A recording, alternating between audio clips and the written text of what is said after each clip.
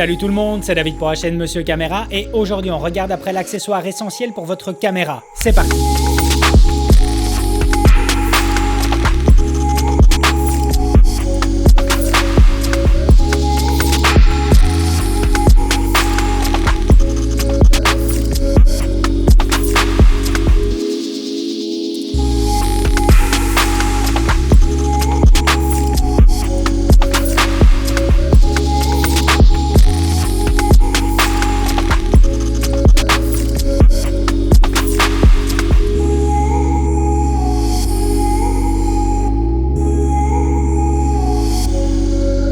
Alors je suis super content de vous faire cette vidéo aujourd'hui et comme vous avez pu vous en apercevoir dans l'introduction, on va parler d'écran et le sujet est super important.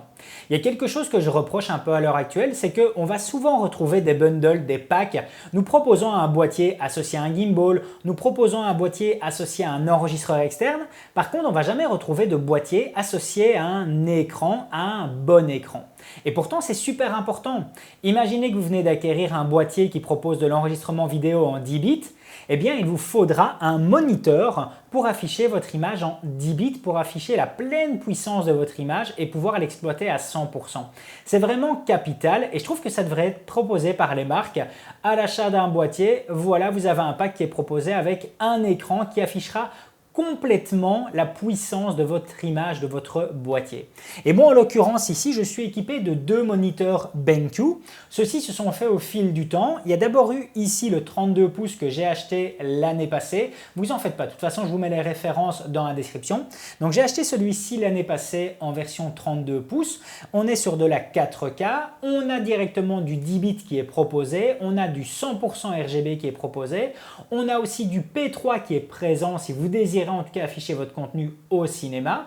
Et puis dernièrement, j'ai eu la chance de recevoir celui-ci ici, un autre écran 4K proposé par BenQ et ils me l'ont envoyé, ils me l'ont mis à disposition. C'est un 27 pouces. Alors celui-ci a quelques éléments en plus qui m'intéressaient fortement et en l'occurrence, en plus d'être 100% RGB, il est aussi 100% Adobe RGB. Ce qui va me permettre en fait d'avoir bien plus d'efficacité lorsque je vais éventuellement retoucher quelques photos. C'est entre autres que je vais vous partager sur Instagram. Alors même si on est sur du 100% Adobe RGB ici, sur mon 32 pouces avec la sonde justement Spider Elite 5, j'arrivais à récupérer 97% du Adobe RGB. Donc celui-ci n'en était pas très loin. Par contre, il a un gros avantage. On va de toute façon après parler du workflow, comment j'utilise les deux écrans ici par rapport à DaVinci Resolve. C'est que celui-ci n'a aucune perte de contraste ou en tout cas de shift au niveau des coloris sur les extrémités. C'est vrai que bon nombre d'écrans et celui-ci, vu qu'il fait partie de la gamme Entertainment alors que celui-ci est dans la gamme Pro Photo, eh bien sur les extrémités, si j'affiche une image entièrement noire dessus, on peut voir en tout cas une perte au niveau du contraste sur les extrémités ainsi qu'évidemment on voit légèrement apparaître une couleur jaune qui va être présente. Mais voilà, il ne faut pas oublier que cet écran, celui que j'avais choisi ici, est dans leur gamme Entertainment. Sur celui-ci, je n'ai aucun de ces défauts-là. On a une image qui est homogène à 100% et ça, c'est juste extraordinaire parce que ça me permet, lorsque j'ai fini entièrement d'étalonner, de revérifier par exemple l'intensité du vignettage que j'aurais mis à l'écran. Donc si je m'occupe justement à faire un vignettage sur mon image, eh bien si j'affiche celle-ci en plein écran dessus ici, je n'aurai peut-être pas en tout cas l'affichage entier alors qu'ici je saurais voir jusqu'où va mon vignettage et surtout l'intensité qu'il représente. Donc ça, c'est vraiment génial. Bien entendu, énormément de connectiques sont présents sur les deux modèles. Celui-ci dispose même d'un lecteur de carte SD et pour toute la partie, toute la fiche technique, je vous renvoie dans la description sur une vidéo de Benjamin de Derrière la caméra qui a testé aussi cet écran et qui a été bien plus loin en tout cas dans l'affichage des spécifications techniques de cet écran. Donc je vous le remets à l'intérieur. Mais moi, ce dont je voulais vous parler aujourd'hui, c'est vraiment de l'importance d'acheter un moniteur de qualité sur lequel vous saurez afficher pleinement votre image. C'est tellement important lorsque vous allez essayer de faire un raccord entre deux caméras de deux marques différentes, de pouvoir retrouver le même niveau de bleu, le même niveau de rouge, le même niveau de luminosité. C'est vraiment important d'avoir un écran qui aura les spécifications techniques requises par votre caméra et puis surtout un écran qui sera calibré bien entendu. Il ne faut pas l'oublier, c'est pour ça que je vous ai parlé de la sonde que j'utilise moi ici. Ça par contre la sonde ça fait bien longtemps que je l'ai, même sur mon ordinateur portable MacBook Pro je le calibre de toute façon. J'ai un rappel qui est fait tous les mois et tous les mois je revérifie directement la calibration de mes écrans. Ça c'est vraiment primordial aussi dans votre workflow. Incluez cela, au moins vous ne serez jamais en tout cas avec une image qui risque de vous faire faux bon. Par contre je vous le dis à l'avance, bien entendu, lorsque vous avez un tel retour visuel à l'écran, souvent vous aurez une déception en voyant la compression qui est effectuée par YouTube parce que voilà, vous auriez voulu en tout cas avoir quelque chose de représentatif par rapport à ce que vous aviez sur le fichier source. Alors après avoir parlé de la nécessité justement d'avoir un écran de qualité, je vais quand même ici brièvement vous parler de mon type de workflow. Je suis avec DaVinci Resolve et l'avantage de celui-ci à l'heure actuelle, c'est qu'on a une gestion des deux écrans sur plusieurs modes. Ici, je vous l'ai mis sur le workflow que j'utilise le plus souvent parce que le dernier mode qui va être l'image affichée entièrement ici à 100% est la dernière étape que j'effectue lorsque j'exporte un projet. C'est pour revérifier, comme je vous l'ai dit précédemment, la quantité de mon vignettage sur l'écran ainsi que le rapport au niveau des contrastes. C'est vraiment le dernier aspect que je fais ici. Sinon, comment ça se passe?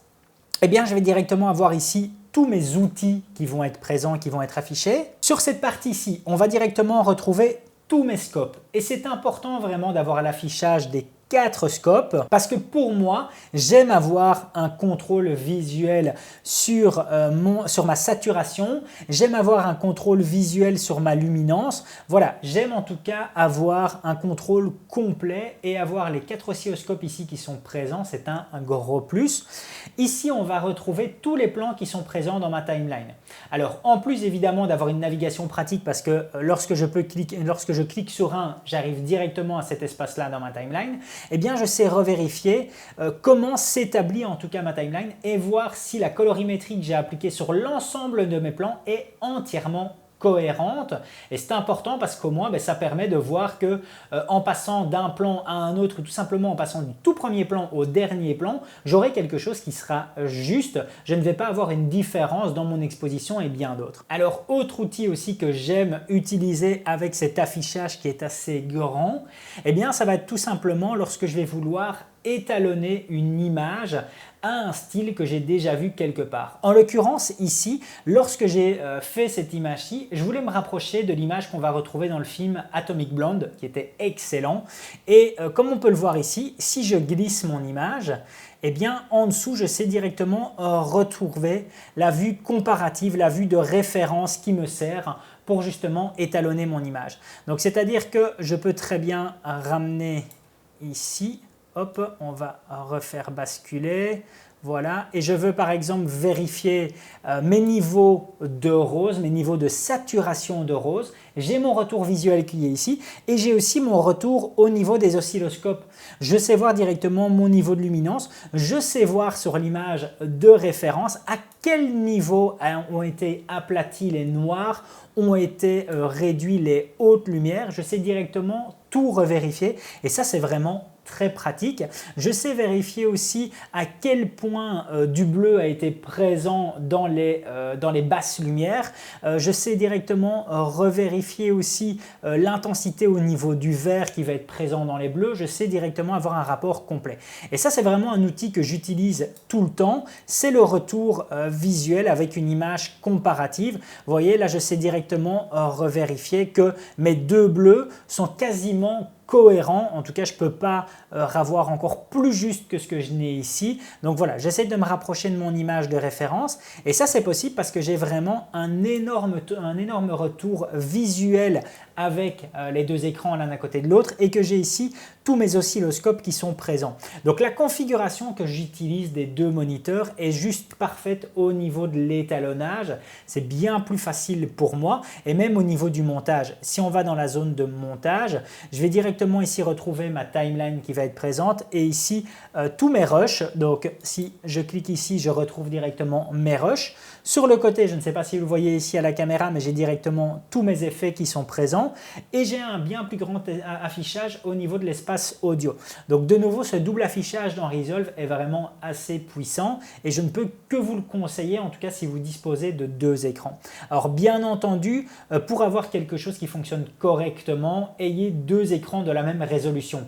Si vous commencez à mixer un écran 4K avec un écran Full HD, ça risque en tout cas peut-être d'être compliqué. Mais le point important de la vidéo d'aujourd'hui était vraiment d'insister sur le fait que avoir un écran qui correspondra aux spécifications techniques de votre caméra est vraiment essentiel. Je crois qu'on n'insistera jamais assez sur ce point. Vous aurez beau avoir la dernière caméra présente sur le marché ou acheter des luttes à 30 € pièce, si vous n'avez pas un bon moniteur pour afficher un retour visuel correspondant aux capacités de votre boîtier, ça ne sert strictement à rien.